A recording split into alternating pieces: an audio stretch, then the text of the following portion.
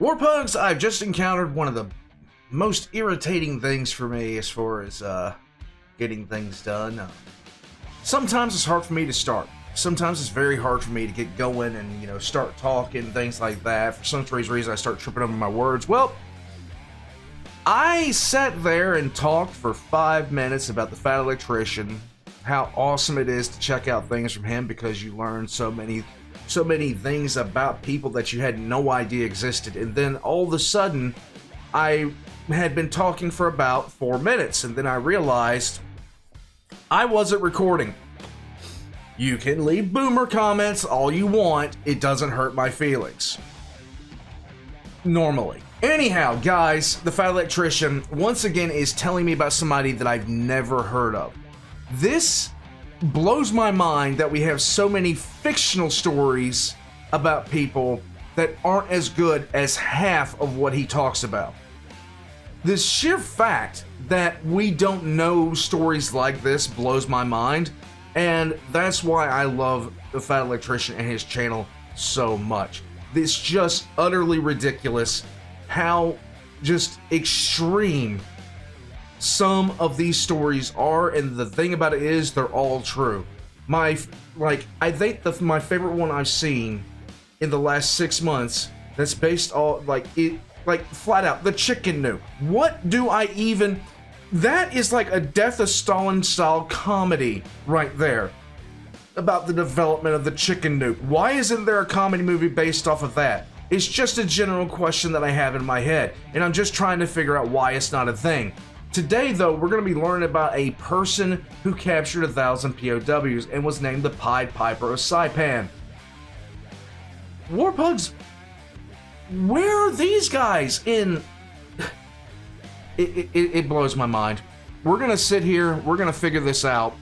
Guys, all the Fat Electrician's links are always in the description down below, including all the sponsors that he's ever put down that he has. Guys, go to his shop, fatelectrician.com, pick yourself up a shirt. I think he's still running that special where you can pick yourself up a Jeep. I mean, a Jeep, Warpugs, and 10 grand. There you go. Let's jump right into this. Warpugs, it's time for some fun. It's time to just sit back, hit the like button, leave me a comment down below. It helps me with the engagement. It helps me with the algorithm. Let's go, Warpugs.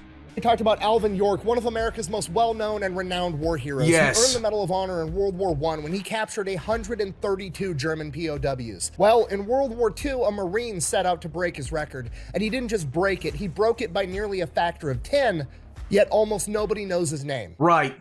That's about to change. Awesome.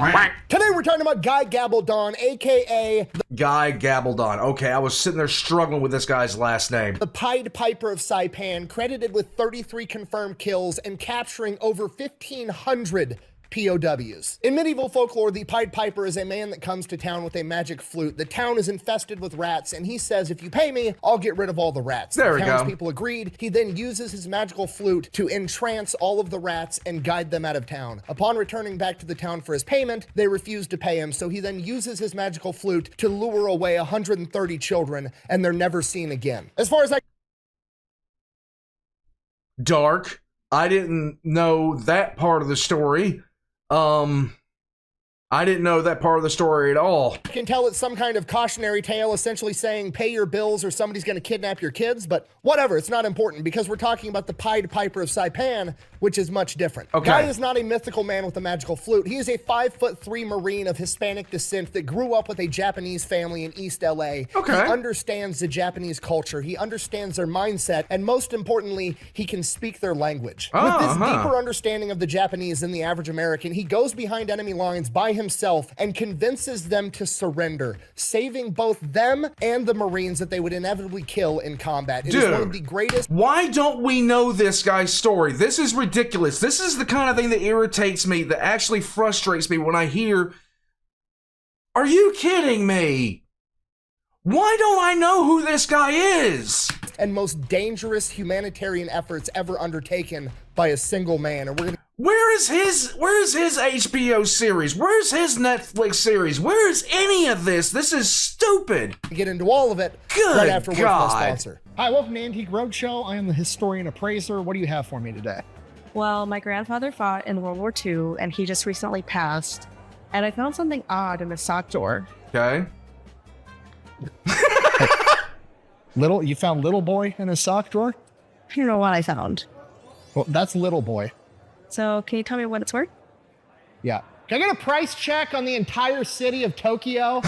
All right, here's the deal. Super simple, straightforward business model. You give them money, they turn around and make sure that data brokers on the internet aren't selling your personal information. What does that even mean? Okay, Nice. Here's the entire internet and every free service on the planet inside of a nutshell, okay? There's the saying, if you're not paying for the product, you are the product. What that means is pretty much anything on the internet that you use, that's a service, whether that be Google, Facebook, Instagram, Snapchat, all of it, okay? It's Yep. all an app. So one of two things is happening. They're either going to feed you ads, and that's how that company makes money since their service is free. Or they're going to collect your personal information, then turn around and sell it to data brokers on the internet, and then they're going to turn around and sell it to whoever buys it, and next thing you know, you're getting 17,000 robocalls every single day. And that's where Delete Me comes in. They will look through all the major data brokers and find the ones that are selling your personal information and submit opt-out requests on your behalf, and then they are legally obligated to comply. And then they'll I use something very similar to this. I need to basically turn back on this protection in my thing because I've been starting to get some spam calls. I don't know why, but still, it works very effectively. Very effectively. continue to monitor these data brokers, and if they get your information again, Delete Me will submit an opt-out request again. Nice. Basically, you're paying Delete Me to get rid of all the downsides of all of the free stuff on the internet, which Yay! I think is absolutely worth it. If you want to check them out, I'll have a link and a discount code down below. Let's get back to the video. Rockin'.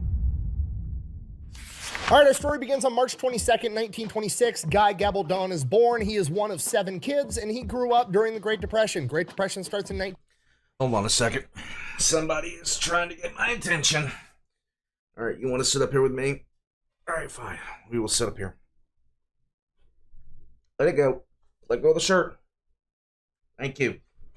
All right. You want to sit up here with me now? Okay, good. All right. Let's learn about somebody in World War II. Let's go. 1929 goes till 1939. Pretty much his entire childhood takes place during the Great Depression in East LA. Like pretty much every other World War II hero we talk about, he grew up dirt poor, made him tough as nails. We're not going to waste a bunch of time on it. Did he have vision problems? That's the big question. Oh, God. Oh, God. It grabbed me. It grabbed me. I got to grab it back. I got to grab it back. Shake the little head right here.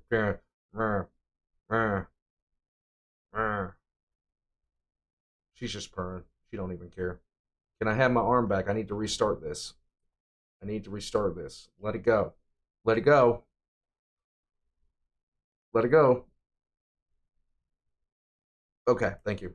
Unique about Guy Okay, now you is can that have he your arm actually back. grew up going out and shining shoes at the age of like 7 through 10 on Skid Row. And just so we're all on the same page, Skid Row in the 1930s, much different than Skid Row now, okay? It wasn't full of a bunch of people that were suffering from drug problems and like rampant drug abuse. It was a bunch of people that had just genuinely lost everything in the Great Depression. These people living in tents were like former investment bankers, former businessmen that just truly lost everything, and now they were homeless. So it's still a wild place for a 10-year-old to be hanging out, but it wasn't like excessively dangerous like it is today. And over time, he kind of became like the mascot of Skid Row. Like all the homeless people knew who he was. They were all friendly to him. The cops knew who he was. The cops were looking out for him. The local businesses all knew him. He was going door to door on local businesses, shining shoes. Half the time he was literally sleeping in a bar near Skid Row because they knew him, and he would shine shoes. Well, not nice, but it's nice that he got a reputation. All night long. As time went on, he got involved with a gang called the Mo Gang. He started getting more and more into a life of crime, and his family stepped in and they sent him to live in New Mexico with his grandfather to help straighten him out. Okay. I'm tired of this, Grandpa. That's too damn bad. And his grandfather was like nothing he'd ever seen before. He grew up in LA hanging out on Skid Row. His grandfather was born in the mid-1800s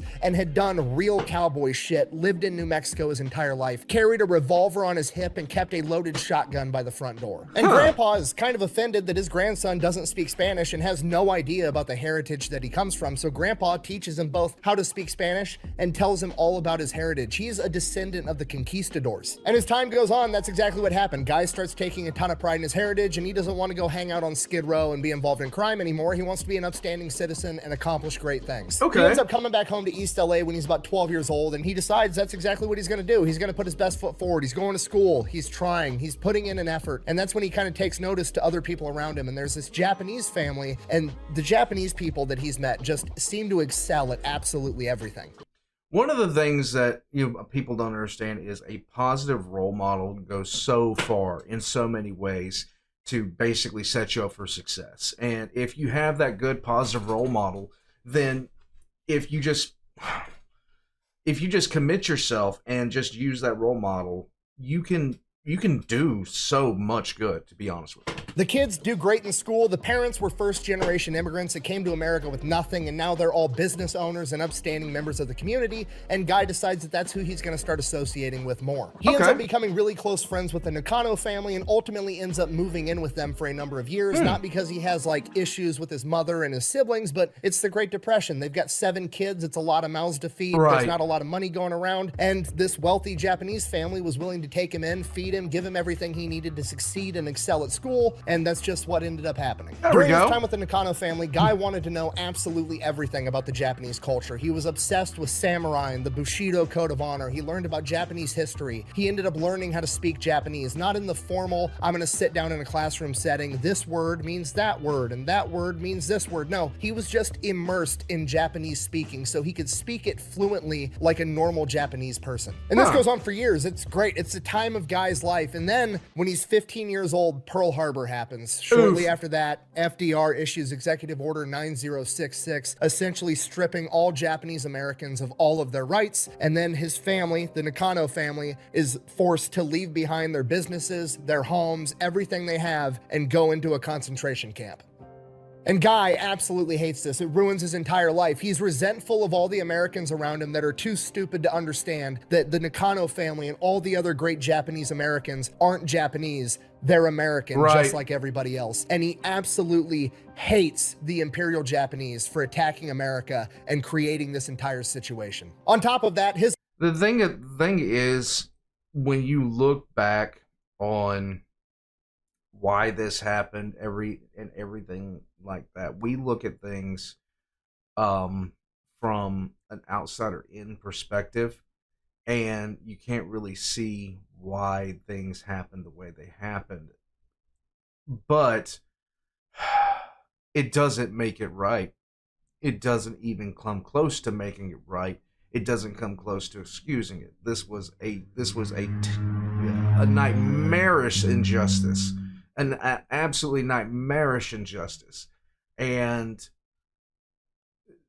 groups like the Nihao Regiment, like, oh God, I'm not going to get into it. His older brother was in the United States Navy, and he was at Pearl Harbor during the attack. Thankfully, he survived, but the Japanese tried to kill his brother too, just adding further insult and anger to that injury. But he's 15. There's absolutely nothing he can do about it. He's not going to be allowed to join the military for another 2 years, so he just bides his time. He ends up getting into a little bit of trouble. He gets a motorcycle, which is like the only joy he has is riding his motorcycle around town, and he just waits for 2 years to pass so he can go off to war and take his aggression out on the Japanese. And during this 2 years, Guy's paying attention to the news. In the first couple of years for the Pacific War, America going to war against the Japanese, it was not going good for America. No. Really, the only silver lining that America had was its submarine fleet. The submarines were going out and taking the fight to the Japanese, and they were winning with incredible stories like Dudley Mush-Morton and the USS Wahoo. Seeing this, it became what Guy wanted to do. He wanted to go serve in the Navy on a submarine and take the fight to the Japanese to get his revenge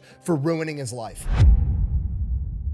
Just tall enough. So on his 17th birthday, he goes straight to the Navy recruiter.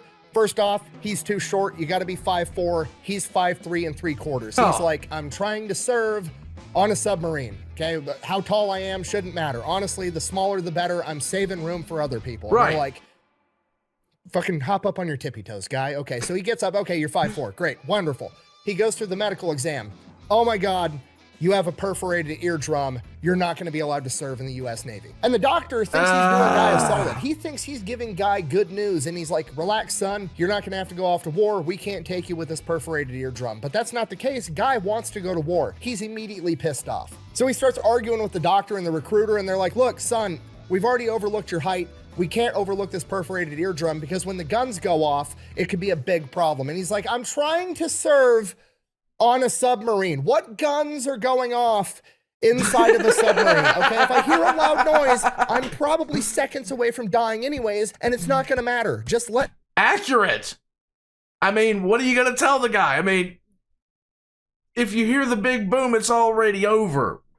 Like, a little bit of pain beforehand isn't really gonna matter, is it? Me go be on the sub so I can fight the Japanese. And they're like, sorry, can't do it.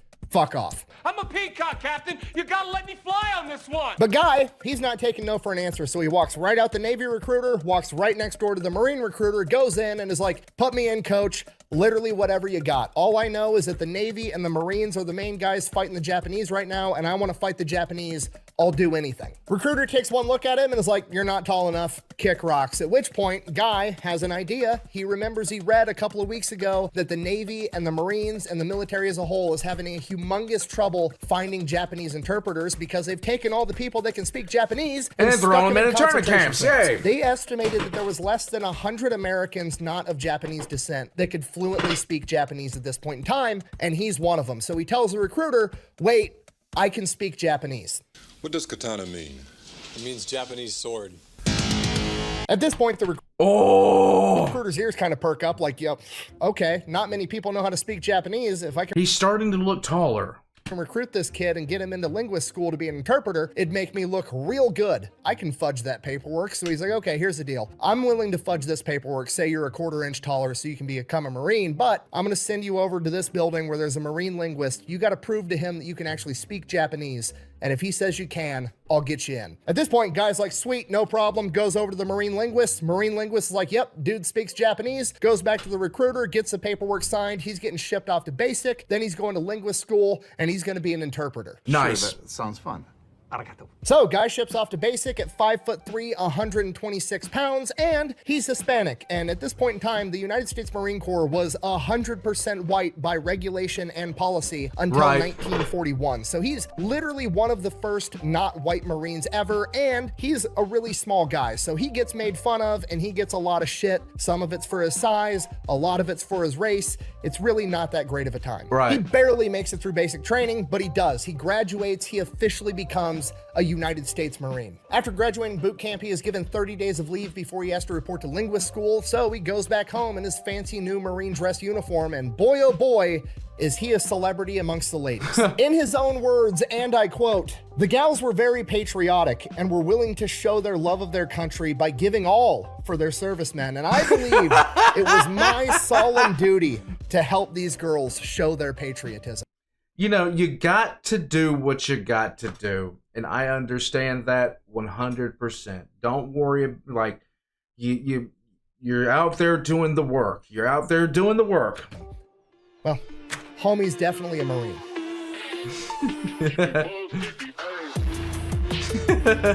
So 30 days of leave comes and goes. He reports to linguist school. He's there for about a month, and then he earns a weekend pass. And he is explicitly ordered not to return home. He can just go out in like the surrounding area and not get in a bunch of trouble. So naturally, Guy goes back home because he wants to help ladies, you know, show their patriotism some more. And that's it. While back home in East LA, he's hanging out with a bunch of hot Russian chicks. They're slamming vodka. He ends up getting into an altercation with a large Russian man who punches him and ends up breaking his jaw in 2 places. That ends up getting his sucks. jaw wired shut like he's 50 Cent, shows back up to linguist school with his jaw wired shut. And as I'm sure you can imagine, in linguist school, having your jaw wired shut is kind of a big deal, and he violated orders. So he gets kicked out of linguist school, sent back home until he's fully recovered, and then he's supposed to report back, and the Marine Corps is going to give him a new MOS.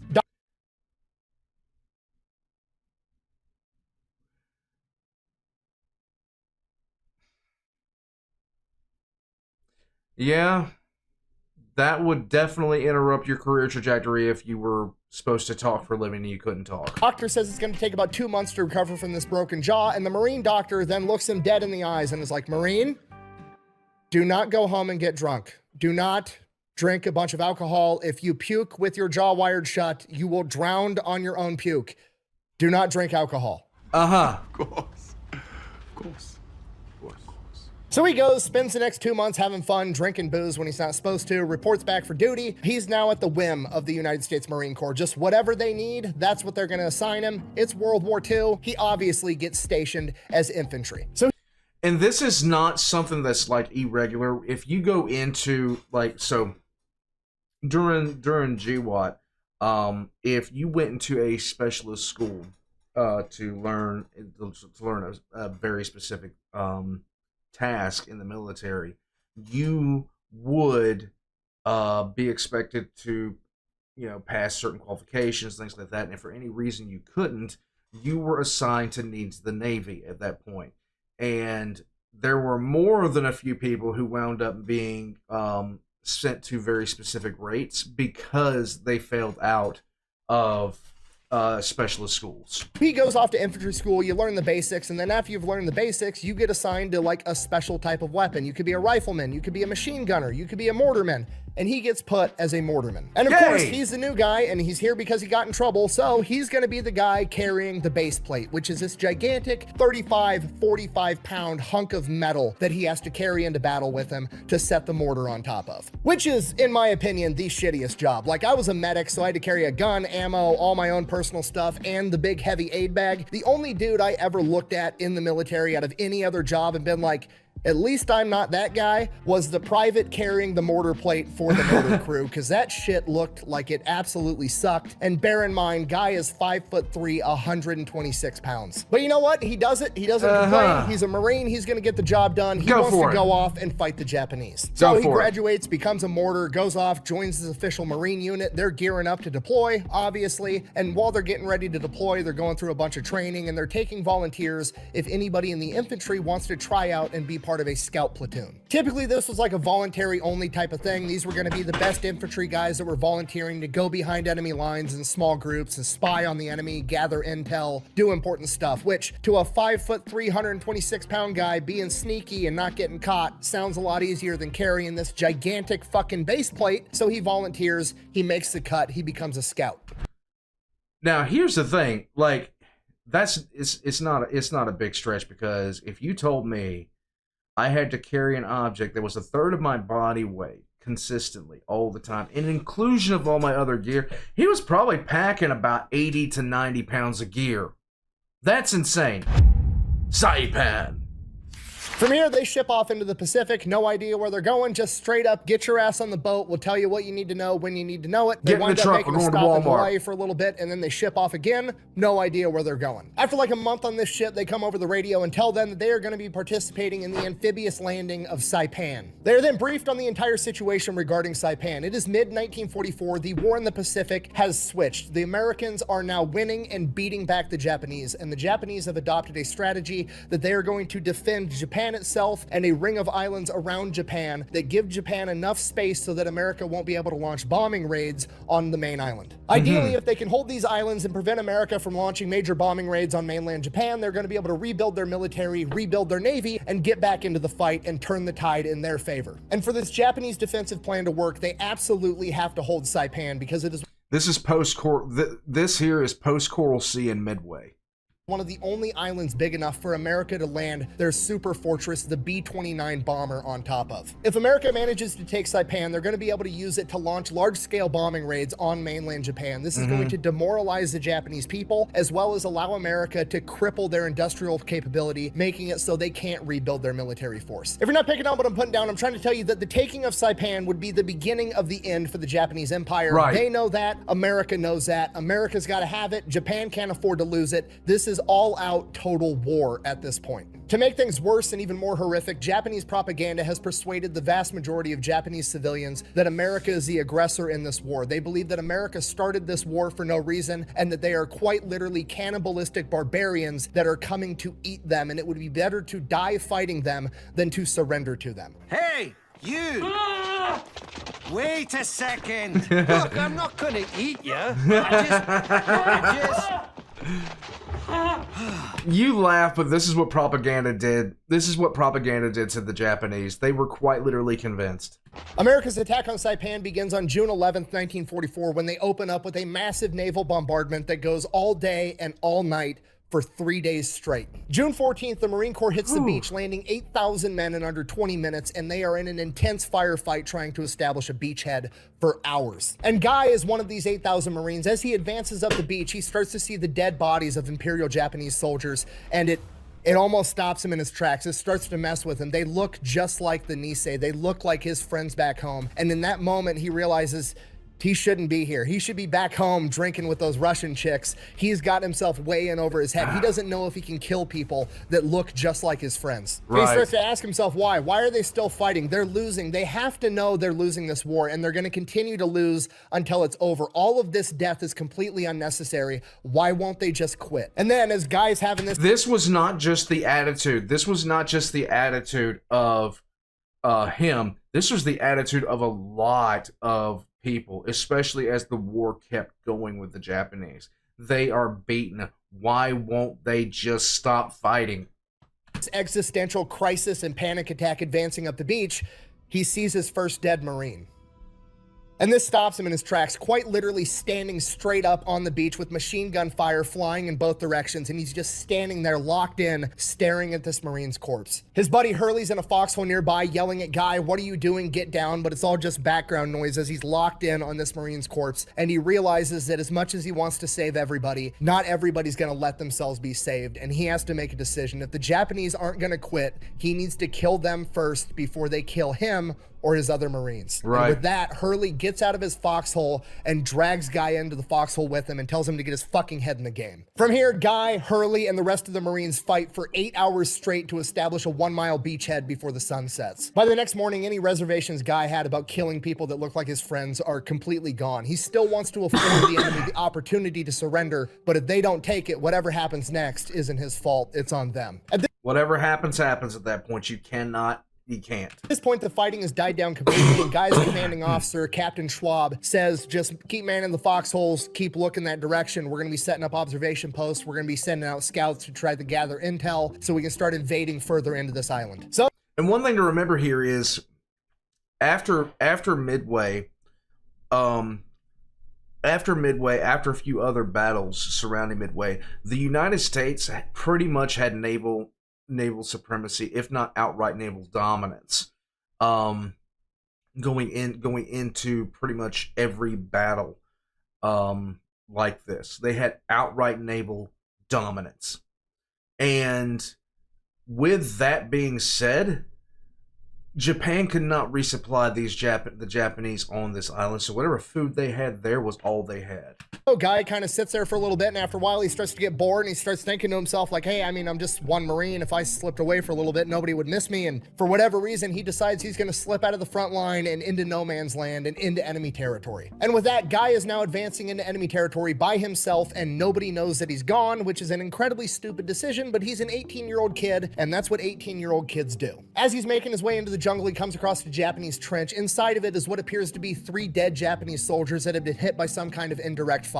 So he slips past that trench and he figures, okay, there's obviously going to be more trenches along the same line of area. Like, this is a defensive line. So he advances a little bit further and then loops back around and heads back towards the Marine line. Sure enough, he comes up behind a Japanese trench with 3 very alive Japanese soldiers manning the trench, pointing towards the Marine line, not expecting anybody to come up from behind them. Guy, doing exactly what he told himself he was going to do, affording the enemy the chance to surrender, he sneaks right up to their trench before yelling in Japanese, "Turn around with your hands up." And sure enough, one of the Japanese soldiers wings around with his gun leveled at him, and Guy drops him immediately. The other 2 immediately drop their weapons and raise their hands. Guy then communicates to him in Japanese, "I'm not going to hurt you. If you surrender, let me walk you back to our line. I'm not going to have to kill you." And they agree, and that's exactly what Guy does. As he's walking back with the Japanese soldiers in front of him, he has them take their white undershirts off and wave them over their head as a flag of surrender as he's walking behind them with his gun leveled at him. As he's walking, he realizes he just killed a guy, and he didn't feel anything. He didn't feel pride in killing the enemy. He didn't feel remorse. He didn't feel bad. He wasn't making a decision. Right. The other guy made the decision. Right. He afforded him the opportunity to surrender, and he didn't take it. Guy was not the decision maker in this scenario. He was simply the consequences of making the wrong decision. And because of that, He felt nothing. As they approach the Marine line, they obviously get spotted as the Marines start yelling, holy shit, look what Guy brought in. They know it's Guy because he's the only Marine that's 5'3", bringing in 2 prisoners alive, which at this point in the war was absolutely unprecedented. The Japanese never surrendered. How in the hell did 5'3", 120-pound Guy sneak behind enemy lines and convince 2 Japanese Imperial soldiers to surrender? Big balls, huh? Big goals. Guy brings the prisoners in, hands them off to the chain of command. He's on cloud 9. He thinks he's the shit. He just did something awesome that almost nobody else had ever done. Right. And then Captain Schwab comes up and starts chewing his fucking ass, essentially saying, yeah, I'm glad it worked out. Also, that was stupid as fuck. Right. Don't ever do that again. And if you do, I'm gonna have you court-martialed and send your ass to prison. Do not do that. Guy's kind of all in his feels about it. He still feels like he did something incredible. He should be getting rewarded, and instead... The big thing about it is they don't want you to die needlessly at all. And what he just did was a great way to die needlessly, if not get captured and tortured. And he's getting his ass chewed, but again, this is how an 18-year-old kid thinks, so he's just kind of like, whatever, fine, I'll stay put like you told me to. So for the next 2 days, Guy stays put. Both nights, the Japanese launch massive bonsai charges towards the Marine line, ultimately failing each time, resulting in hundreds, if not thousands, of dead Japanese soldiers. And the entire thing just drives Guy absolutely nuts. Why? Why are you just running straight into our machine gun fire, desperately trying to take one of us with you? It's so much unnecessary death. He just wants him to give up. So Guy decides, fuck it, I'm gonna go out on my own again. He waits till dark and then he sneaks off and he's crawling through enemy territory and he comes across a dead Marine. And this Marine had the M1 carbine. Guy has been carrying the M1 Grand, big, huge, heavy rifle. It's like 10 pounds. He wants this lighter, smaller carbine. He's a small guy, so he decides to swap it out. Now he's got an M1 carbine with a bunch of magazines in his pockets. There you go. From here, he keeps crawling through enemy territory. It's dark, he can't really see shit, and then he smells Japanese food. So he follows the smell of the Japanese food and he follows it and he follows it, and then he starts to hear muffled Japanese voices and he follows those and he follows those until he comes to the mouth of this big military dugout. At this point, it's still dark. He realizes he can't engage right now. If he does manage to take some prisoners, he's not going to be able to keep track of them in the dark, so he decides he's going to sit there, post it up, and wait until the sun comes up. From here, he finds a good hiding spot. Why? Where's this guy's Netflix special? Where is the... Come on! Spot near the dugout hole where he can still listen and hear what they're talking about. And as he's listening to him that night, he hears them talking about how these stupid American devils don't understand that there's a mighty Japanese flotilla coming that's going to reinforce the Japanese and completely wipe the Marines off the map. And Guy realizes that these Japanese soldiers aren't getting any communications. They have no idea that the Japanese Navy flotilla that they're talking about has been completely destroyed by US Navy Task Force 58 in what's known as the Marianas Turkey Shoot, where we sank 3 of their aircraft carriers, a ton of their escorts, and downed hundreds of Japanese planes. That chunk of reinforcements that they're relying on doesn't even exist anymore. Right. They have no idea. At this point, Guy realizes, okay, well, they're not going to willingly surrender because they don't understand to the degree of which they're losing. In fact, they think they're winning. So he's going to have to be a little bit more persuasive when the sun comes up. So the sun comes up, he grabs himself a frag grenade, pulls the pin, lets the spoon go, counts to 3, throws it in the dugout, immediately grabs another frag grenade, pulls the pin, lets the spoon go, counts to 3, throws it in the dugout, grabs a smoke grenade, pulls the pin, lets go of the spoon, throws it in the dugout, posts up on his rock aimed at the dugout entrance, and starts yelling to the Japanese, come out with your hands up. And then somebody comes walking through the smoke with their hands up. Okay, good, this is great. And then another guy, okay, even better. And then another guy, okay, that's pretty good. And then another, and another, and another, and pretty soon, he's got 12 fucking Imperial Japanese soldiers standing there with his hands up, way more than he anticipated. He's got a gun with 15 bullets, 12 prisoners that probably want to kill him if they get the opportunity, and he is in way over his head. He then collects himself and is like, okay, fake it till you make it. And a stern, assertive voice tells him they're completely surrounded. If they make a move, all the Marines in the tree line that you can't see, don't look for them, they're there, I promise. If you make a move, they're all gonna shoot you. Just fucking cooperate and listen to me. I'm not gonna hurt you. I'm gonna escort you back to the lines. We'll feed you, we'll take care of you. Your POWs, you're not gonna be harmed. He then asks them if if there's anybody else in the bunker. The Japanese soldiers tell him only the 4 dead bodies from the grenade blast, and he's like, okay, cool, here's the deal. Raise your hands over your head and start running that way. I'm gonna run behind you. Guy wants to get the fuck out of there before they realize that he's literally just one dude by himself. So they all take off running. Guy's running behind him with his rifle raised at him, and in a matter of minutes, they break through the jungle and they can see the Marine Corps lines, and Guy's like, oh shit, thank God, we are way closer than I thought we were. Apparently, where is this guy's entire series? What the hell? Apparently low crawling through the jungle in pitch black, following nothing but smells, kind of makes you lose your sense of direction. They break through, they get to the lines. Guy hands off these 12 new prisoners to the chain of command, and then Captain Schwab comes up and is like, Guy, what the fuck?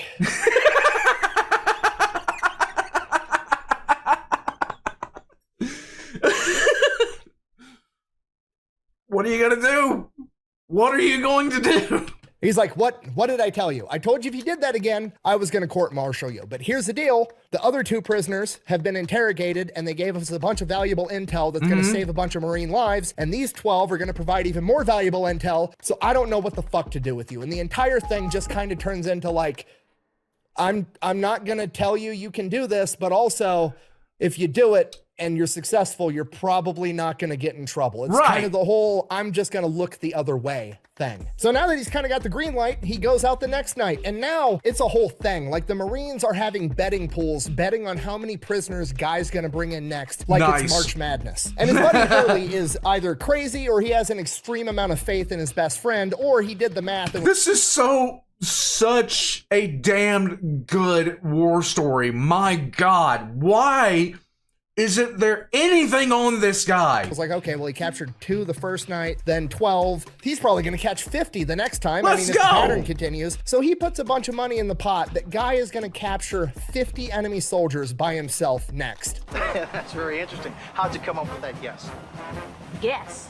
That ain't no guess. That's what it's gonna be. So Guy goes out, does the same thing again, tracks down a spot where the enemies are going to be, and he's right up against this mountain, and there's this cave complex, waits there all night, listens, observes, and then when the dawn comes, he goes out and he orders them to surrender. And at this point, he's getting it dialed in. He figures out that if he yells into the caves with like a condescending tone, it kind of demoralizes the Japanese soldiers because they're very status oriented in Japanese culture. So if they're getting talked to condescendingly, it gives them that feeling in the pit of their stomach, like, oh shit, why is he so confident? He must know something I don't. I must have already lost. So he's yelling into this cave in the condescending tone, like, you're completely surrounded. All our guns are aimed at this cave complex. You guys have 5 minutes to come out, or I'm gonna have the flamethrowers come in here and barbecue all your asses alive. He's like negotiating. He's really getting this thing dialed in. He appeals to their Bushido code of honor. He's like, look, you guys have already lost. There's no point in dying, depriving your wives and kids of a father for your code of honor. Just give it up, come out, surrender. I'm gonna feed you. I'm gonna take care of you. You're not gonna be mistreated.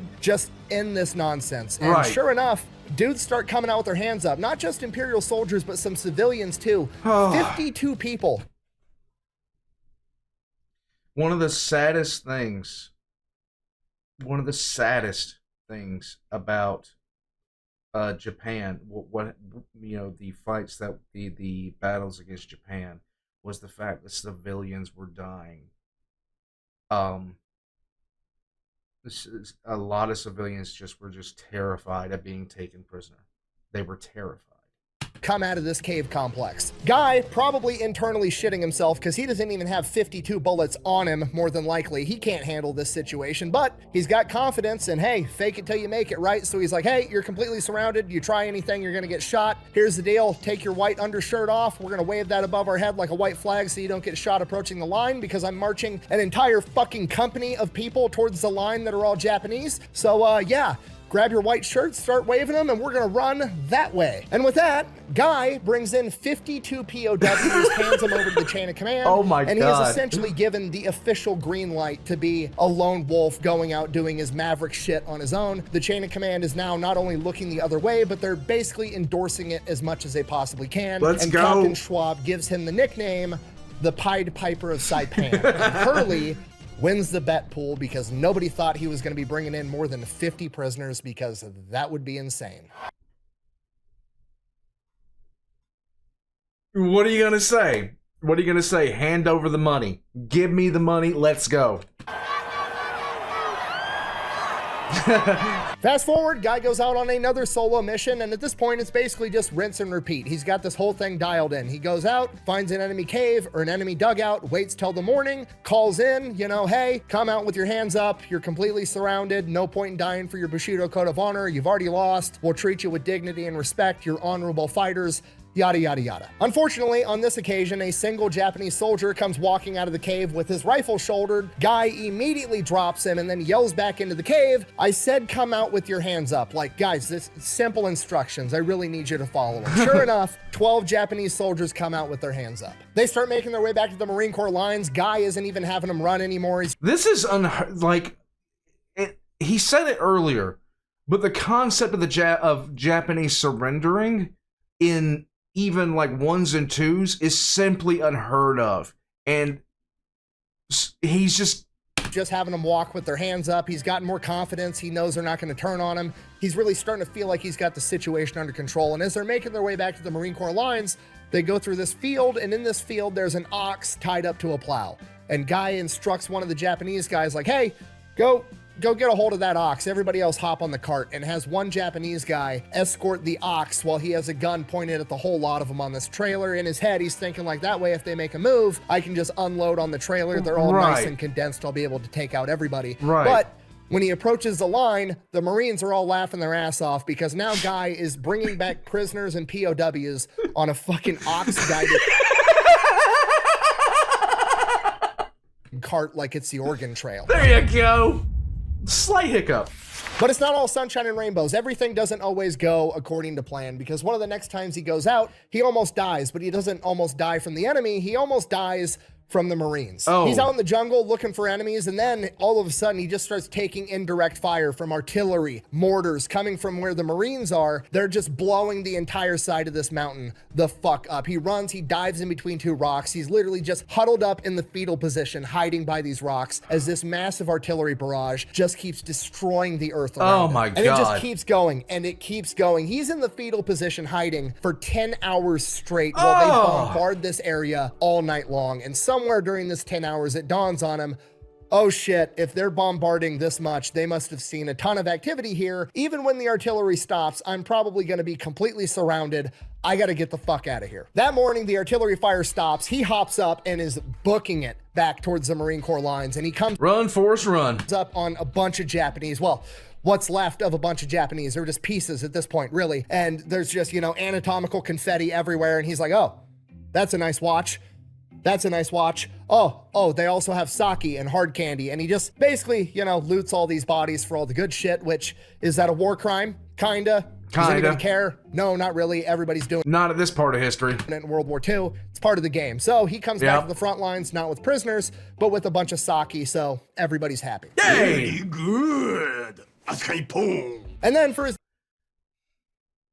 If you can't bring back prisoners, bring back party tricks. Next adventure, he again almost dies, and again, it's not by the enemy, it's by other Marines and a lack of communication. You see, Guy is now no longer officially working as a scout, despite the fact that that's his MLS. He's been now working with the intelligence section because, well, he's basically just going out and capturing POWs and turning them over to military intelligence. So that's who he's working with. And one of the scout platoons asked for 2 volunteers to go with him from the intelligence section. So obviously Guy and Harley volunteer to go. Now the scouts, it's a small unit of like 8-12 guys. They're used to going out behind the wire together. They're used to communicating. They know how to look out for one another. They're all friends. They all know each other. And Guy and Harley are the 2 guys that are kind of tagging along. So in the dark and night, the scouts aren't really paying attention because they're not used to having stragglers that don't know what they're doing and don't know how to keep up with them. And they end up losing the scouts in the middle of the night. And it's just him and Harley, and they're lost. So they try to catch back up and find the scouts, but they're not able to do it. They're scouts, they're sneaky. That's the whole point. So Harley's like, well, let's just head back to the Marine Corps line. And Guy's like, no, absolutely not. Everybody's gonna think that we're cowards and we dipped out on this scout mission. So we're just gonna go look and try to find some more POWs or keep trying to find the scouts for a couple hours. That's what they do. They're roaming around the jungle at night looking for the scouts. And eventually they're like, okay, fuck it. We'll go back to the line. Nobody's gonna think we're a coward at this point. So they head back to the line. It's still dark out. And you know, this is a bigger mission with more people involved. So it was a little bit more coordinated. And there was a password for going out behind the wire. And the password tonight was to yell cities, and then the line was going to respond back with the name of a U.S. city, and then they were supposed to respond back with another name of another U.S. city. Right. So they kind of approach the line, they yell out cities, and the Marines just start opening up with machine gun fire. They duck into a foxhole and take cover, and they're like, what the fuck is going on? The fire finally dies down, and they yell out again, cities. The Marines open up fire again. Somebody started shooting at us first! You gotta love communication. And they're still fucking shooting at us! Guy and Hurley don't realize this in the moment, but the scouts had already returned and they had used that password, and the guards knew that there was only one unit out there that was going to use that password. So the guards in their head are thinking that Japanese were trailing the scouts. They heard what the password was, and now they're trying to take advantage of it to sneak up on the Marines and kill them. But Guy doesn't know that yet, but he does know that yelling cities isn't working. So he just yells out in perfect English, "We're Marines, stop shooting." The Marines on guard then yell out, "What's the password?" And Guy, in a stroke of brilliance, yells out the name of a US city, but he picks a very particular city because he knows that a Japanese soldier isn't going to be able to say it correctly, and that's going to signal to the Marines, oh shit, they're actually Americans. So Guy yells out Honolulu, knowing that a Japanese person trying to copy English would pronounce it Honolulu. Nice, very. And the reason behind this is because I didn't even know this until I started like looking into the Japanese language, but the way they pronounce certain consonants in Japanese is the whole reason behind that. They don't even have like a way, like any similarity between RL, period, which is so interesting to find out, to be honest with you. And with that, they're let back into the Marine lines without getting shot at. Yay! You can't say that. That was kind of racist. Okay, first of all, I'm just repeating history. This is what happened. That's not my fault. Secondly, if you own a pair of Lululemons or you've ever been to a mall with a Lululemon store and that didn't offend you, shut up. Go ahead and Google why Lululemon is called Lululemon and get back to me with the racism bullshit. From here, the Battle of Saipan is progressing, and day by day, the Marines are taking over more and more of the island. And with that, Guy...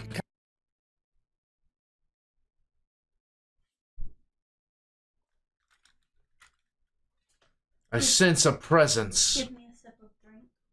She doesn't even say hey to you guys. She just comes in and starts making demands of me. She just comes in and starts making demands of me. I don't even know why. Give me a sip of gamer stuff. She's just started coming in and making demands of me. Just not even a thing. Do you need me to stop?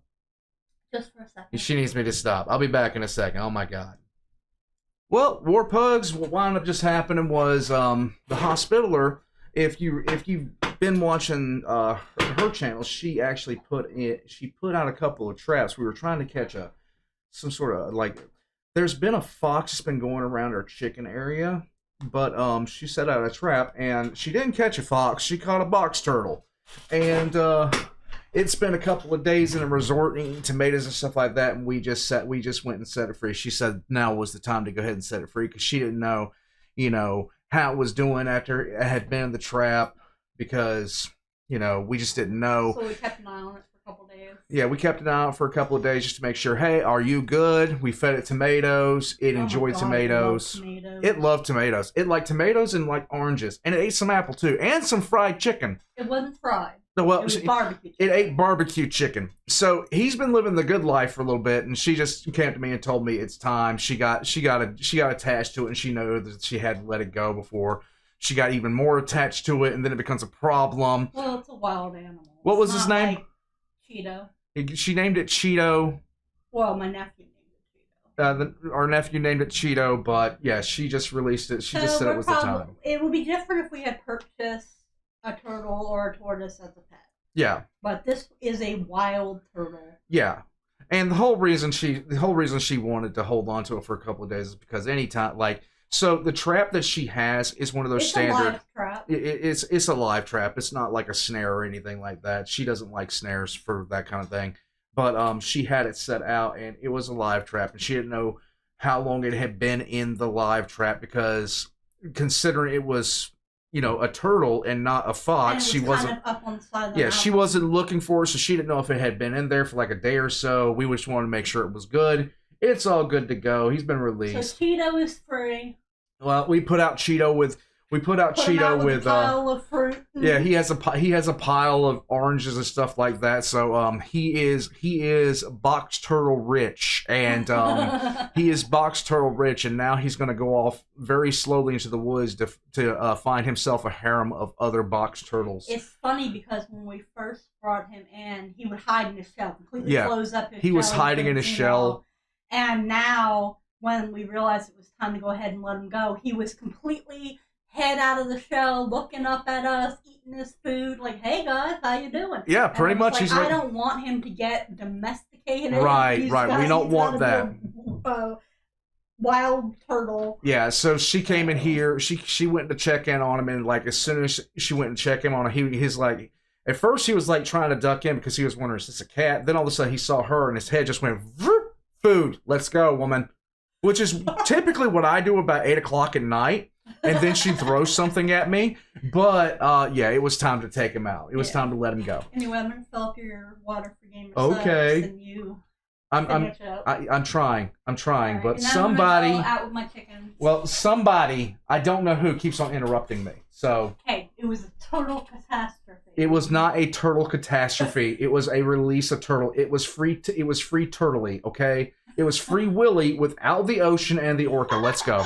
Kind of abandons his original protocol of waiting until morning, and he just starts going out during the day. He starts going out at night. Whenever he captures a group of prisoners, he brings them in, and then if it's still got time left in the day or time left at night, or he doesn't need sleep or food, he just goes right back out again and captures even more prisoners. Nice. And as this continues to go on, he kind of becomes more and more of a renegade. He quits wearing his Marine Corps cap and he starts wearing just a normal baseball cap. He quits wearing his Marine Corps boots and starts wearing boots that he took off of a Japanese soldier. His reasoning for that is, I guess, when it hits the ground, it's going to sound the same, so it won't alert the Japanese. He starts taking any medals off of Japanese that he captures or kills and putting them on his own uniform because he feels that he's earned them because he beat them in battle. He's really growing into that Pied Piper mythical persona, but nobody really says anything to the guy because he's so overwhelmingly effective. I mean, every single person that he brings back is A, a person, whether it's an enemy or not, it's a person that he saved, and B, he probably saved at least one Marine because that guy was going to kill a Marine, so he saved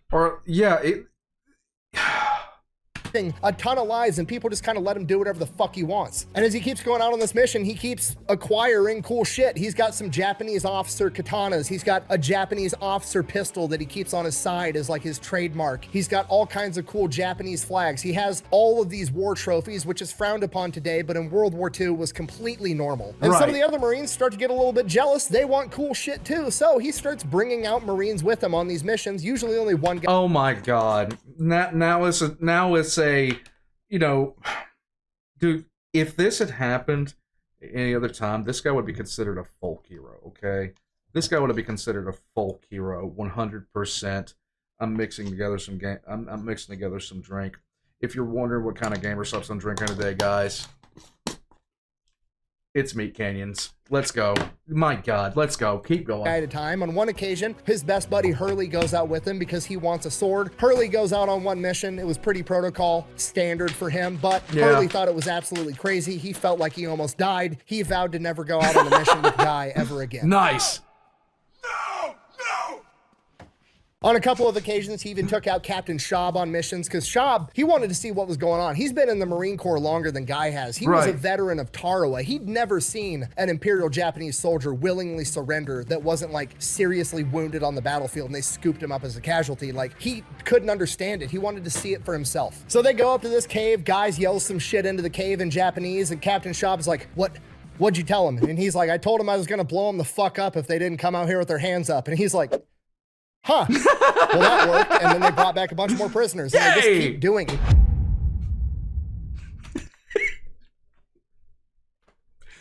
Who knew that all you had to do was let them know that the raft was coming?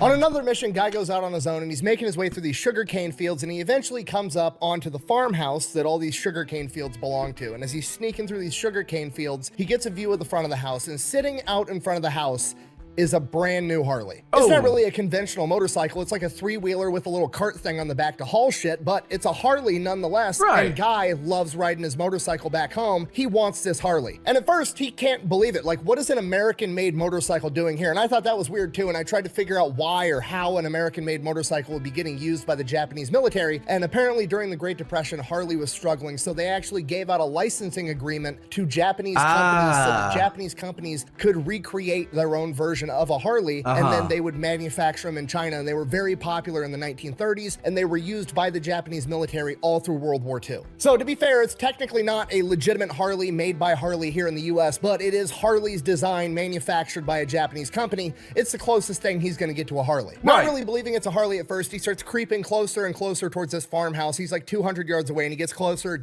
he's like 150 yards away, and he's like, that's for sure a Harley. I know what a Harley looks like. That's a fucking Harley. Not only is that a Harley, that's my Harley. I'm taking that shit. But obviously there's military people inside this farmhouse. He needs to case the place first. So he starts working his way through the sugarcane fields around this farmhouse, getting a good 360 view, figuring out everything that's going on. It takes him like 30 minutes to creep through this sugarcane field, getting a good 360 layout of this farmhouse. And the entire time he's just thinking to himself, like, I'm gonna be the first American on Saipan to have a Harley. This is gonna be absolutely awesome. Ballin'. As the front of the farmhouse and the Harley comes back into view, now there's 3 Japanese soldiers outside standing by his motorcycle. And at this point, he's like, fuck, okay, they're not gonna surrender. It's broad daylight. They can clearly see that I don't have them surrounded. This isn't like normal where I have them cornered in a cave and I get to soften them up with grenades and smoke grenades. Like, this is literally just a good on straight up 1v3 fight. I can't bullshit my way through this one. He's like 30 yards away from these guys, hiding in this sugarcane field, just watching them, and he's thinking to himself like,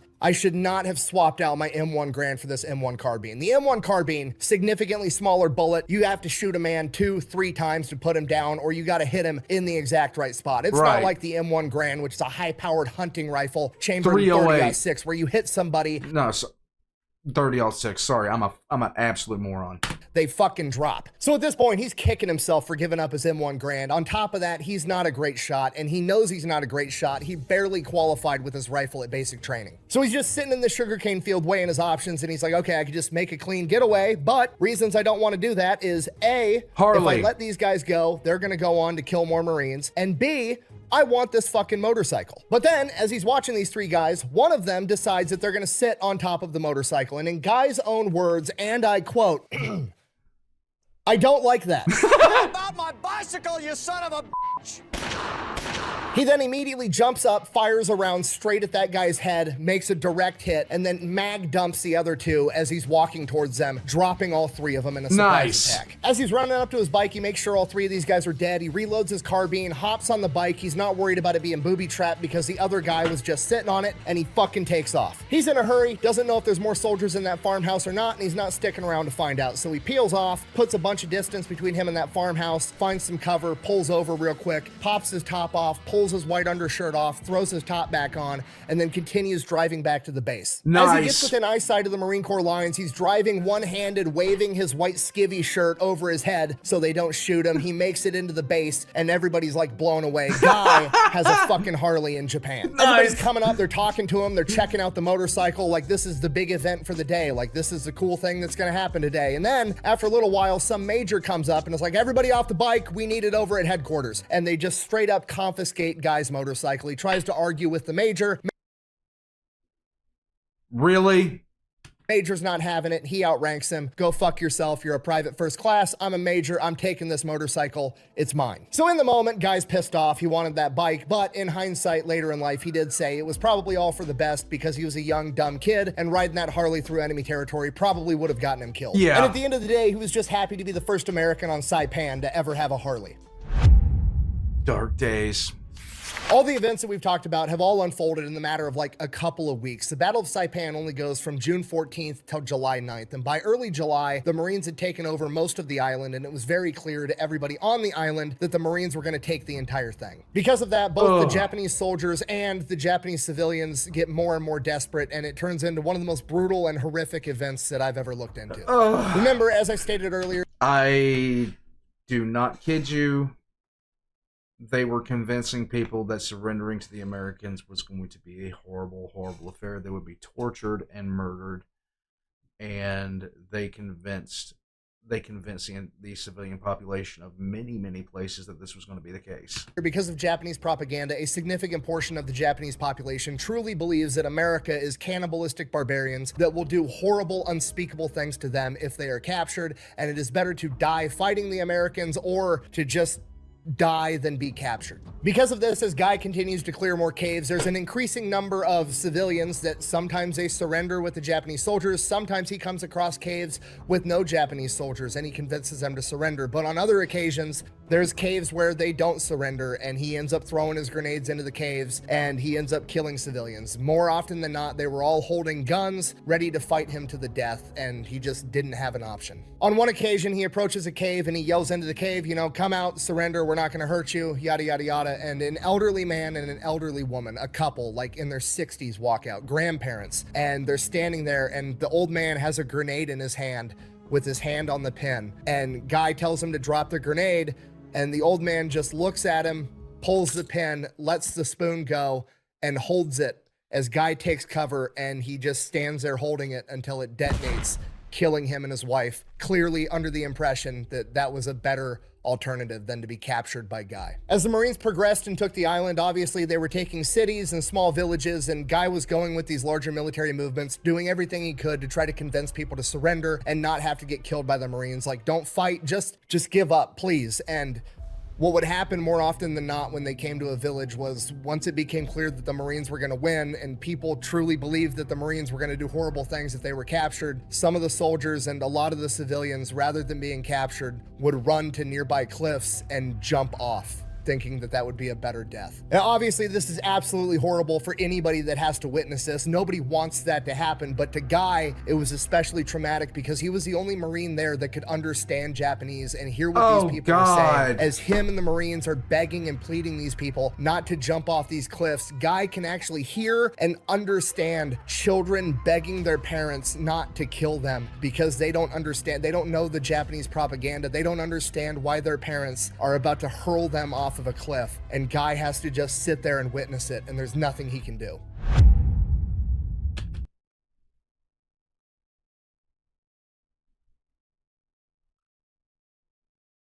Oh my God.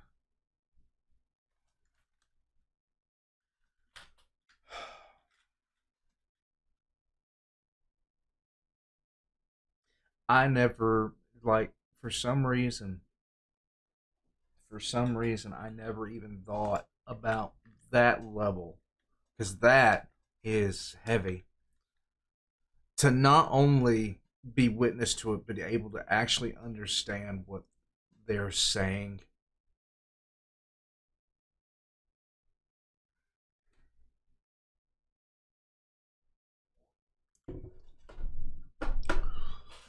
Oh.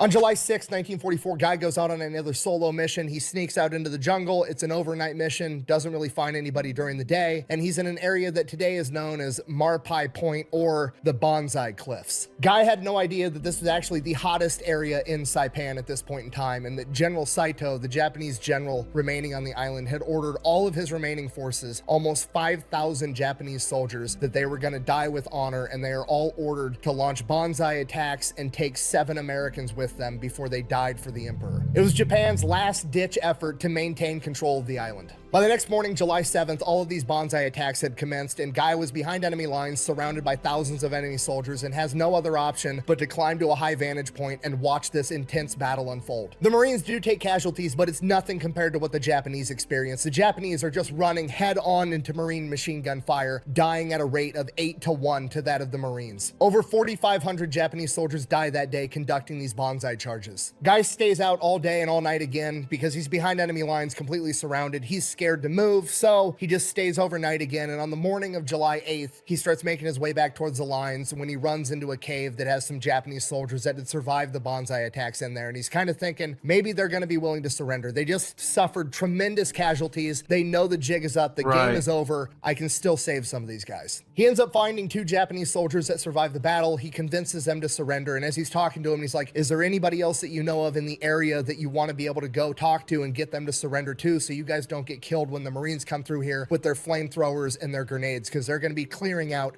every single cave. The soldiers tell them they are aware of a bunch of other survivors, and one of them volunteers to go and talk to those survivors and see if they're willing to surrender. The other one stays back with Guy. While the first guy is gone, he ends up talking with this Japanese soldier kind of casually and was like, you know, how come you didn't volunteer to go with him? And he's like, well, because if I can't convince them to surrender, they're going to kill me for trying to get them to surrender. At this point, Guy's kind of shitting his pants because he's like, okay, well, either this guy legitimately is willing to risk his life to get these people to surrender, or B, and probably more likely, he just used it as an excuse to get away and he's going to come back with more Japanese soldiers and they're going to kill me. But he figures, fuck it, I'm committed now, so he just kind of waits. And after a little while, 12 Japanese soldiers come walking up, not with their hands raised, but holding rifles. They're not pointed at him, but they're still holding rifles. Shit has officially hit the fan. The officer in charge of the soldiers starts talking to Guy, and Guy kind of realizes, like, okay, this guy's potentially opening to surrender. Right. I just need to convince him. And Guy plays the entire thing perfectly. He lies his fucking ass off. He basically tells this officer,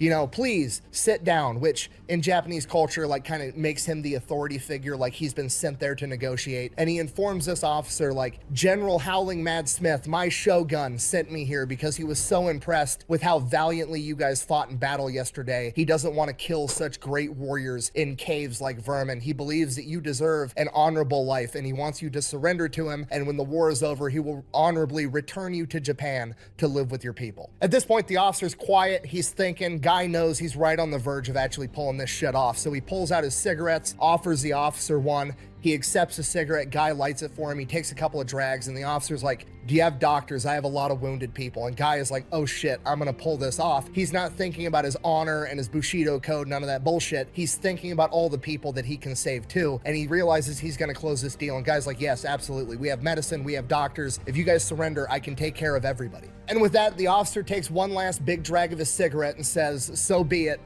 I'm your prisoner. The officer then orders some of his soldiers to return back to where they came from and order everybody to come out. They've surrendered. They're going to start getting evacuated back to the Marine Corps base so they can get people to the hospital and get everybody fed and taken care of. And within 30 minutes, lines and lines.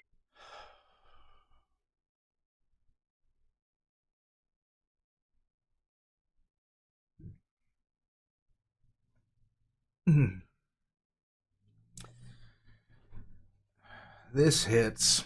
Of people start showing up. Lines so long that Guy can't see the end of them, and he's shitting his pants like, holy fuck, how many people are there? At this point, he's dropped his weapon. It doesn't matter anymore. He can't take all these people even if he tried. He doesn't even have enough bullets. If they want to kill him, he's dead. So he's just doing everything he can. He's trying to split up the military personnel and the civilians. He's telling the soldiers get their white skivvy shirts ready to wave surrender. He's trying to do everything he can for the wounded with the few medical supplies that he does have. And the officer is getting more and more impatient because he wants the people that are severely wounded to start getting medical treatment right away. But Guy doesn't have a radio. He has no way to communicate back that he needs help. And as the officer's temper is getting shorter and shorter, and Guy's starting to get that feeling in the pit of his stomach, like, this guy's gonna change his mind and just kill me, the Japanese soldiers start yelling, Marines, Marines. Off in the distance, there's a Marine unit approaching, and Guy immediately tells them start waving their white shirts, and the Marines see it, and they start making their way directly towards Guy. There's a bunch of Marines coming on foot, but there's a Jeep that makes it to Guy first, and he tells the guys on the Jeep, here, take as many of these wounded as you can straight to sick bay. Tell them we have a bunch of people surrendering. I need more backup to help get all these people out of here. Right. Within 30 minutes, 100 Marines show up and start helping him process all these prisoners and start getting them all back to the line. And once everything's good and going, Guy's just like, fuck this, I'm out. And he heads back to the base. He's been out for almost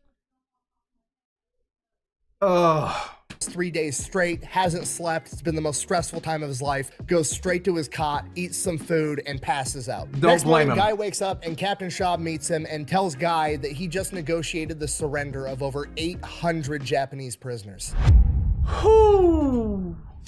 With that, by July 11th, the Battle of Saipan comes to an end. There's still going to be skirmishes and pockets of resistance of small Japanese units that refuse to surrender that are willing to fight to the death, but the official battle itself has ended, and the main component of the actual organized Japanese military has been completely dismantled. And from here, Guy gets sent over to the next island known as Tinian. And for Guy, at this point, it's pretty much the same exact thing. Rinse and repeat. Same thing he was doing over on Saipan. Find Japanese holdouts, convince them to surrender, bring him in. While he's on Tinian, he actually brings in 154 more POWs. It's pretty like, where is this guy special? pretty much the same thing. Not much stands out, but there is one instance that stands out to him. Okay. Guy finds himself at the mouth of this cave. He knows there's Japanese people in there. He yells in, gives you a spiel, you know, come out, surrender. I'm not going to hurt you. I'll take care of you. There's no point in dying for your honor. Yada, yada, yada. He gives him 3 to 5 minutes. Nothing really happens. Okay, you did this to yourself. He grabs his grenade, gets his finger on the pin, gets ready to pull it. And as his finger's on the pin, he hears a child crying inside the cave.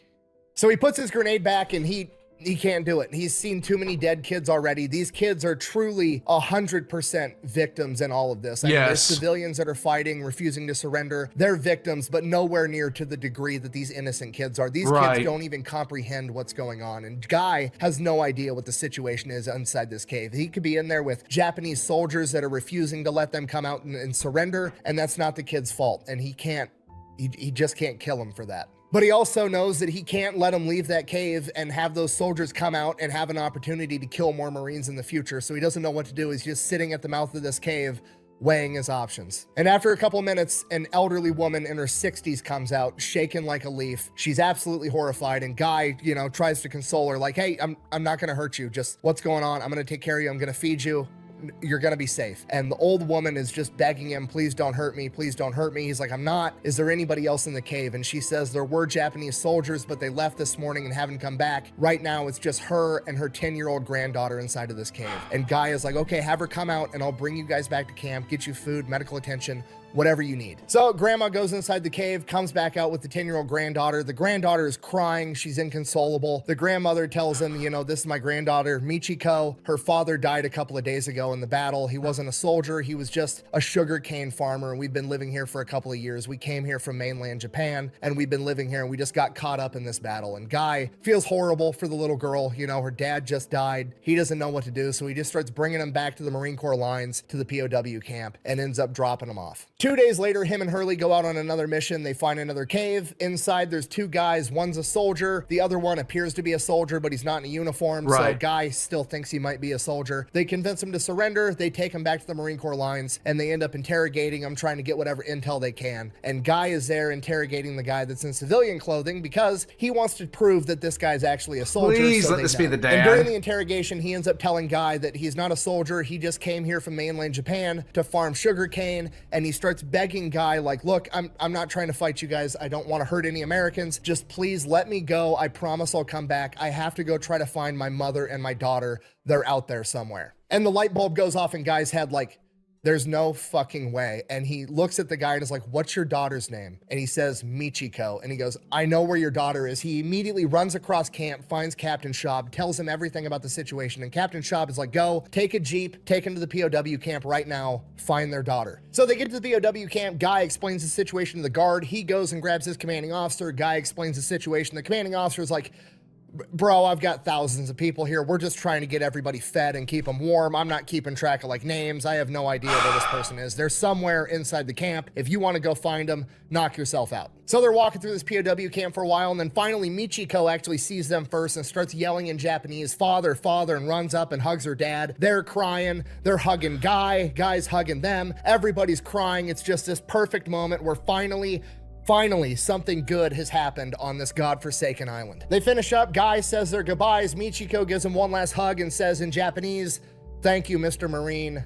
Thank you. And with that, Guy sets off to get back to work. They get back to camp. Captain Shaw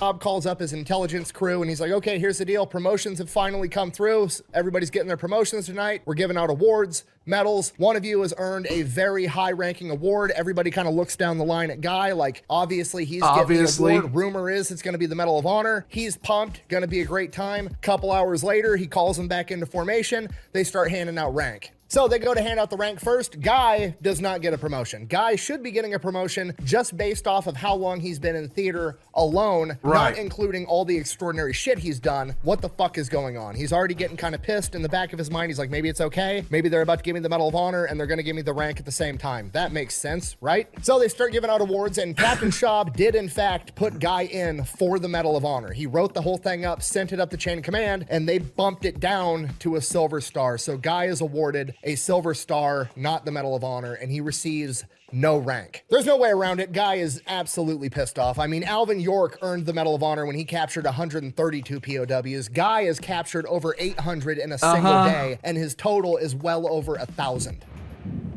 See, now that's some bullshit. Yeah. In his mind, there's absolutely no reason he shouldn't be a sergeant or higher and have the Medal of Honor. The only thing he can come up with is that it's because of his race. And to be fair, that's a strong possibility. As I said, the Marine Corps was 100% white until 1941. He was one of the first not white.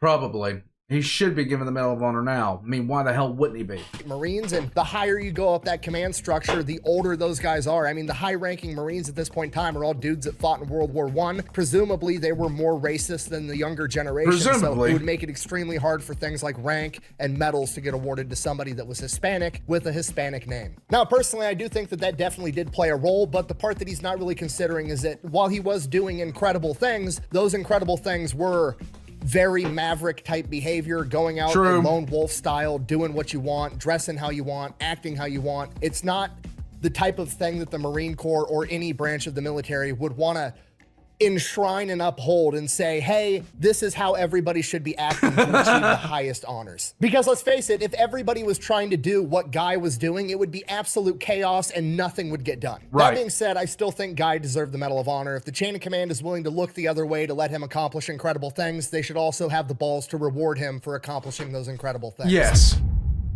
Oh, Christ. All right, from here, Guy ends up going back to Saipan. Tinian was a much smaller island. They faced a lot less resistance. It was a much shorter battle. It was only about 6 or 7 days. And after that, they send him back to Saipan because there's still a bunch of rogue elements, small units of Japanese soldiers that are basically conducting guerrilla warfare, willing to fight to the bitter end, trying to resist the Americans. The ringleader in this entire thing is Captain Obu. He's the mastermind behind all this guerrilla warfare. And Guy decides he's going to go out there, he's going to track down Captain Obu, and he's either going to bring him in as a POW or he's going to kill him. I can bring you in warm, or I can bring you in cold. So Guy resumes his normal operations on Saipan. He's going out, he's taking in POWs, he's clearing out caves, he's doing his thing. And then one day, a larger army element comes in and asks if they can borrow some Marine intelligence guys to show them around the island because they're there to help clean up Saipan too. Guy volunteers to be one of the guys that goes with him. He's guiding these army guys around, and while he's guiding this bigger unit around, they end up getting ambushed by Obu's men. In the opening minutes of the ambush, Guy is hit with machine gun fire, getting struck in the rib, having a bullet knock his baseball cap off, grazing his head, and having a bullet pass through his wrist, shattering the bone, and now his bone is sticking outside of his arm. Last thing Guy remembers hearing is the army commander yelling, "Get this Marine out of here." Next thing he knows, he's waking up in an army field hospital somewhere. He's laying down on a cot, and a nurse is holding a piece of cardboard between him and his hand as the doctor is presumably operating on it. And he's just asking the doctor, "Are you guys going to amputate my hand? Please don't amputate my hand." And the doctor doesn't really reply as one of the nurses puts a mask over his face and tells him to count backwards from 10,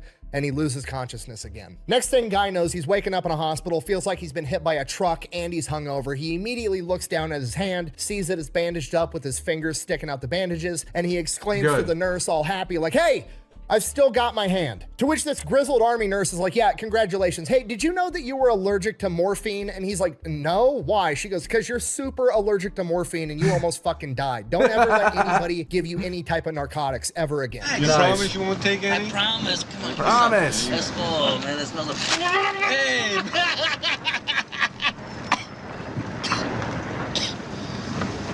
That's an issue.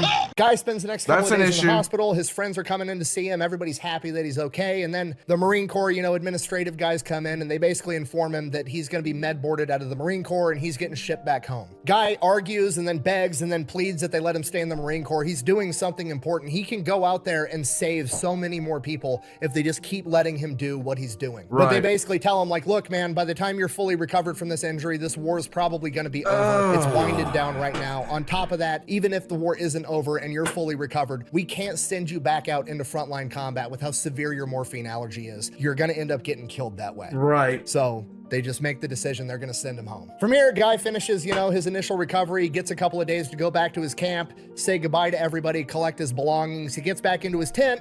Everything's fucking thrown everywhere. They've stolen all of his shit. He had katanas, Japanese officer pistols, Japanese medals, flags, all kinds of war trophies, and somebody went in and stole absolutely everything. He's pissed off. He goes, he tells Captain Schaub. Captain Schaub is also pissed off. He says he's gonna launch an investigation, but ultimately nothing ever comes of it, and he never gets his stuff back. And that's it. Guy heads back home to America.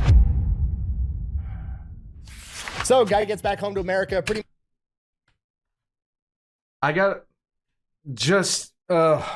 they robbed him blind, my God. much immediately decides that he's going to move to Mexico, becomes an entrepreneur, opens up a furniture business, sells that, takes the money, invests in a new business. He's into imports and exports. He's also got a fishing business on the side, ends up buying his own plane. He's super into aviation, falls in love with that. And then while he's also living in Mexico, he meets his wife, Ohana Suzuki. They end up getting married. And then in 1957, he has the opportunity to go on a very popular TV show at the time called This Is Your Life. They bring on Guy. He gets to tell his story, and then they surprise him by bringing out now Colonel Schaub that he served under while he was on Saipan, and a bunch of the other guys from the intelligence unit that he was in, and they all completely verify his story that he captured at least 1,500 men and had 33 confirmed kills. Once his amazing story got out, Hollywood heard about it, and they decided they were going to make a movie based on his okay. They actually did make a movie. Exploits on Saipan, and that movie came out in 1960. It was called Hell to Eternity, and of course, for the main actor playing Guy Gabaldon, they cast a 6-foot-tall white guy because, that just looks better than a 5'3", 120-pound Hispanic guy accomplishing all this epic shit. Buh! Why are you harping on the racism thing again? Why does it matter that he was cast as a white guy? Buh! Because it's fucking dumb. That's why, okay? If we're all gonna get mad and complain when a fictional character called Snow White is portrayed as a Colombian girl, I'm gonna get 1,000 times more mad when a real-life war hero has to be portrayed as a different race and be significantly taller, okay? Guy Gabaldon should not be cast as a 6-foot-tall, blonde-haired, blue-eyed white guy. Exactly. He should be a 5'3" Hispanic dude, exactly how he was in real life. Guy is a war hero. Show him some respect. Yeah.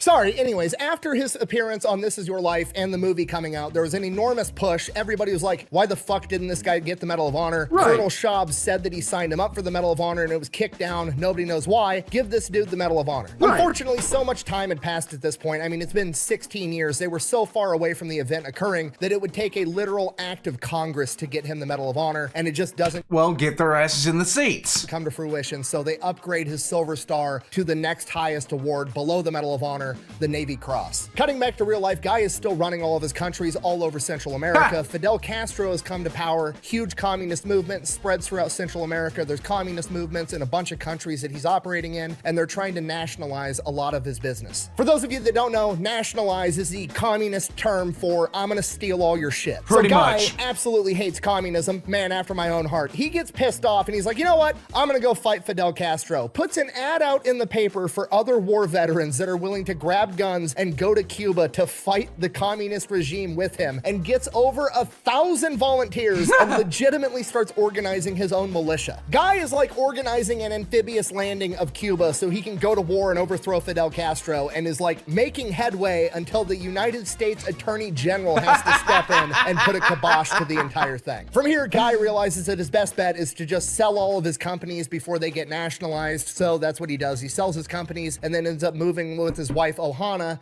back to Japan. They lived there for a number of years, then they moved back to California for a little while, and then they end up retiring in Florida, where he would eventually pass away at the age of 80. And that is the story of Guy Gabaldon, aka the Pied Piper of Saipan, a 5'3" Marine that used his ability to communicate to capture over 1,500 POWs and racked up 33 confirmed kills. Not only did he save those 1,500 POWs, but he saved countless Marines that would have died fighting them in combat as well. Okay, if you're not picking picking up what I'm putting down, I'm trying to tell you that the moral of the story is to communicate. It's literally the most important thing you can possibly do as a human being. Okay, every animal on the planet, the second they are born, they have the ability to do whatever is most important for their survival right out of the gate. When a horse is born, it can sprint in like 30 minutes. When a bee is born, it flies off and starts gathering pollen. And when a human is born, the first thing it does is scream. It attempts to communicate with the people around it. So please, for the love of God, communicate. It's the most important skill you have as a person. Thank you for watching. Best way to support the channel is go buy some merch over at thefatelectrician.com. Quack bang,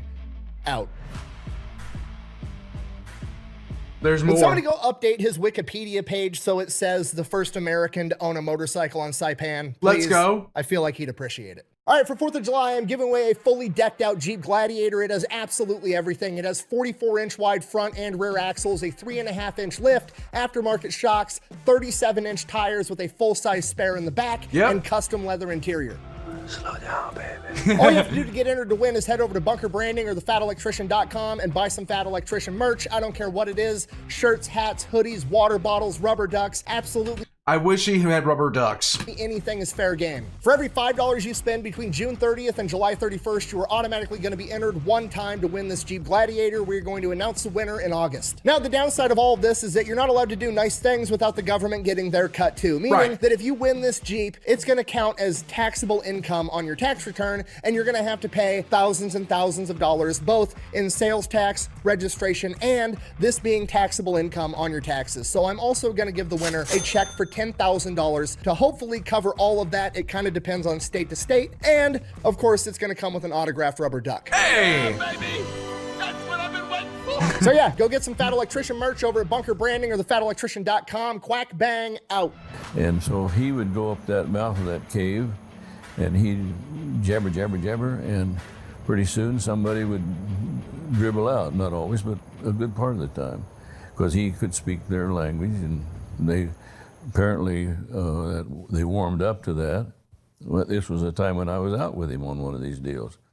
I said, what do you tell them that he said, I tell them to get their goddamn ass out of there. But he told them in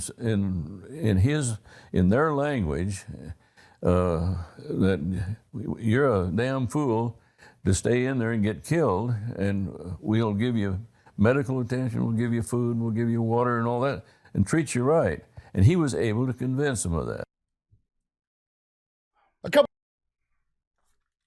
This is one of those stories that deserves modern attention.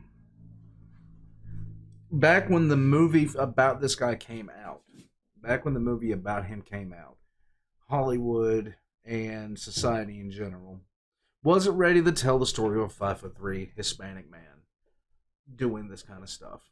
To be frank with you, I don't even know if Hollywood's ready to tell that story now, because they'd probably do something absolutely stupid with it instead of actually telling the story the way it is. War Pugs, but this is one of those, you can't believe it happened, and it happened. It actually occurred. And you look at situations like this, you look at people who have done these things, and they seem so much larger than life. You gotta realize they're just like you and I. And it's like he was saying, communication is the key to everything. And I'm so glad that he was there. I'm glad that he was there. I'm glad that he was able to do these things, because there are people that survived this war because of him. There are stories that could have been absolute tragedies, and there's so much there. Like, I knew what the Japanese civilians were being told by propaganda, like the propaganda they were being fed, and I knew about what they would do to avoid being captured, but I never even contemplated being able to understand what they were saying while they were doing what they thought was the best way out for them to avoid being captured by the Americans, who they literally thought were going to just do terrible things to them. That is trauma that I don't think that he didn't talk about it, but that's probably trauma that followed him the rest of his life. And I just don't, there's so much that we never want to find out. Like, we never want to find these things that we never know what it's like to be in that situation. War Pugs, this is another story that I'm finding out about a person that I've never heard of before, that quite literally we should know his story. We should know his story. His name should not be something that, you know, comes up in a random YouTube video and we find out like this. But all that being said, War Pugs, this is another person who just seems like completely larger than life. That is just like you and I, except I'm not 5'3". There we go. War Pugs. I'm gonna head out from here. Be sure to check the links in the description below. Get yourself some Fat Electrician merch, or slap a grot. I don't know. Get yourself some Fat Electrician merch. Get yourself in the running to get that Jeep if you get it. Hey, slap a War Pug sticker on the side of it. Until next time, though, War Pugs, just communicate by leaving a comment down below. That was really, really bad. That was horrible. Just hit me with something heavy. Leave a like. I'll catch you guys next time. My God, somebody just put me away.